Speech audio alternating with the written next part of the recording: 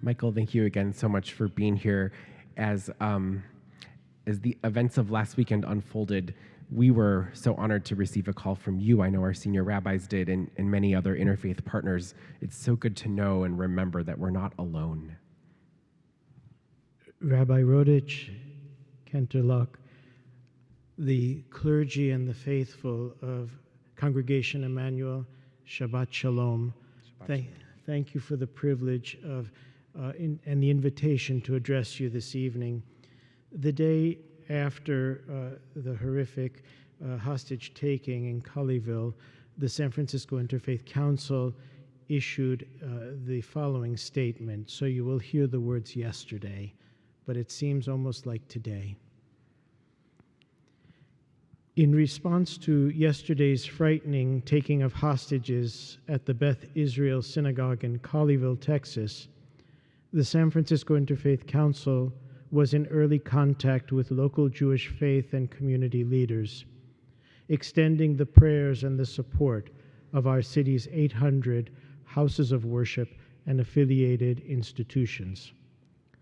While relieved that the hostages were released safely, this horrific act of violence and desecration serves as a stark reminder that even in the midst of the COVID-19 pandemic, a time at which measured precautions have been taken to protect the health and the safety of congregants, still, worshiping communities are not immune from the dark extremism of those who seek to cultivate religious hatred, division, and in this case, anti-Semitism.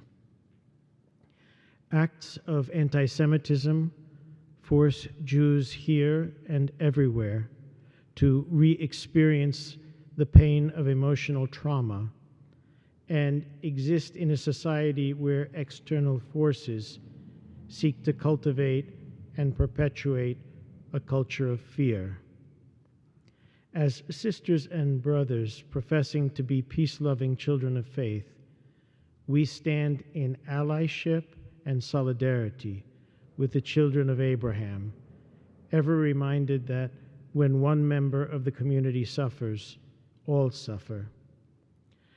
As a result of yesterday's violent action, a drama that rightfully captured the attention of our nation, measures are already underway here in San Francisco to reinvigorate the efforts of an interfaith coalition formed to provide practical resources and support to houses of worship and their religious and lay leaders in the event of such security breaches.